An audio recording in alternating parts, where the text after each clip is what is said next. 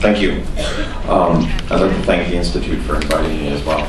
I'm discussing for Brian's paper. My basic read of this paper is that it's correct. I think that Brian has identified well that North Korea is unlikely ever to surrender its nuclear weapons because they are central to regime legitimacy. They are more than simply a tool of security or extortion. They are central to the regime's raison d'etre after the collapse of communism, and I think more importantly, the decisive defeat of North Korea in the intra-Korean competition. In the last 20 years, South Korea has genuinely pulled away. And as Brian says, that's created a massive legitimacy problem for the North. Why does it still exist? So with the global effort for communism to build communism over and defeated, and with South Korea's obvious success, a self-evident question is why North Korea exists anymore at all. If the East Germans gave up in the wake of communism's failure and West Germany's success, then why does North Korea not do so also? Brian correctly notes that regime ideology has changed more openly toward militaristic nationalism, perhaps even semi-fascism by way of compensation, and that nuclear weapons are central to the overt nationalist mission of North Korea to defend Korea against Yankee imperialism. So I have a few further comments. First, I think Brian makes a fairly intelligent observation, rather obvious but nonetheless intelligent, that various opponents of the United States have not moved away from ideological positioning, even though the Obama administration has. I actually think this is more relevant to the war on terrorism, particularly in dealing with the Taliban and Iran, but that's not our area here. And it's quite obvious that this kind of thinking reflects the way Washington thinks about the world. It's quite the assumption of unipolarity and American dominance, that change in the world comes when the United States changes. That's fairly astonishing American arrogance, and it speaks particularly to the rather ridiculous expectations created by Obama's own discussion of his role. The president had a, in my opinion, unhealthy tendency, verging toward a cult of personality, to speak of his election as the beginning of a new era in American history and the rest of it. And this created massive expectation. I saw this in my students too. Obama's going to fix North Korea. Well, we're learning that that's not correct. Only Americans talk this way about the United States, right? Only Americans have this kind of messianic belief in our ability to change the world. And Brian is right that usually expert opinion on North Korea and the United States is actually expert opinion on Washington, D.C. And now that Washington has changed, well, inevitably North Korea will too. That seems unlikely.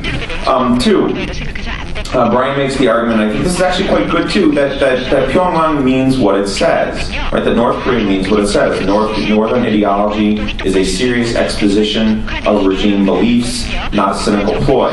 This is a controversial position because most North Korea watchers believe the opposite.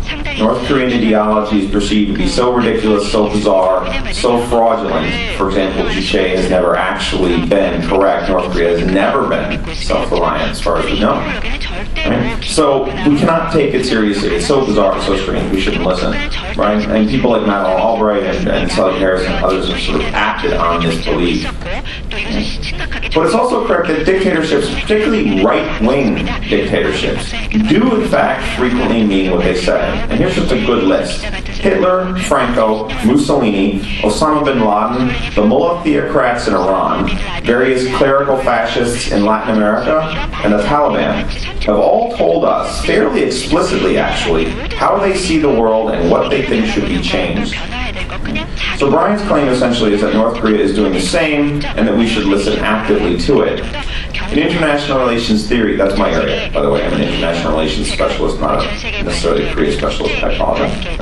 But in IR theory, we refer to this as the second image reversed. What that means is that domestic politics drives foreign policy a lot more than simply the structures of international politics. Right? And this actually fits the empirical record of North Korea's behavior, in my opinion, better in the last 15 to 20 years, particularly the move towards Songbun, military first, the crackdown on marketization, particularly the recent pseudo-currency reform of the last month, and the extraordinary efforts to build and hold nuclear weapons. my third comment, and I'll stop with this. Brian's most serious criticism is of the Western and South Korean epistemic community or expert community on North Korea itself. He unpacks a series of reigning assumptions of North Korean criminology and argues that they are wrong, in some cases very badly. He also asserts that North Korea has used access to it as a manner of would-be bribery to Western experts. This is the most explosive argument of the paper, as it implies that well-known North Korea watchers such as Bruce Cummings or Selig Harrison have been co-opted, otherwise deceived by pleasantries from the North, and basically pull their punches in their written work. This is a very serious charge, but it seems to me like a fair concern. If I were North Korea, I would certainly try this strategy. It's certainly a good idea from the North's point of view. The USSR and the Khmer Rouge, by the way, did the same thing. And certainly if you read at least Bruce Cummings' most recent book on North Korea, it's hard to fit that image with what we know about the regime has done, including the famine, the family executions and imprisonments, right? And so there is some evidence for this argument. Okay, so by inviting experts from the North and telling them what they want to hear, that regime ideology is bunk, is false, that the North really just wants a deal, North Korea is sowing enormous uncertainty in the West between its public statements and its private ones. This is hardly surprising, however, as keeping its opponents uncertain and off balance is a long-standing tactic of the regime. So Brian is correct that the regime has no concern to negotiate in bad faith, then hoodwinking experts and pseudo off-the-record commentary makes perfect sense. If that is the most controversial of the argument in the paper, I think the most rich is Brian's argument that North Korea is a nationalist militarist regime. Deciphering the true ideology of North Korea is something of a cottage industry. Bruce Cummings has famously argued that North Korea is a neo-Confucian dictatorship, complete with a patriarchal divine right kingship. Conservatives generally see North Korea as a Stalinist basket case, and Brian has argued that North Korea is something approaching native Korean fascism.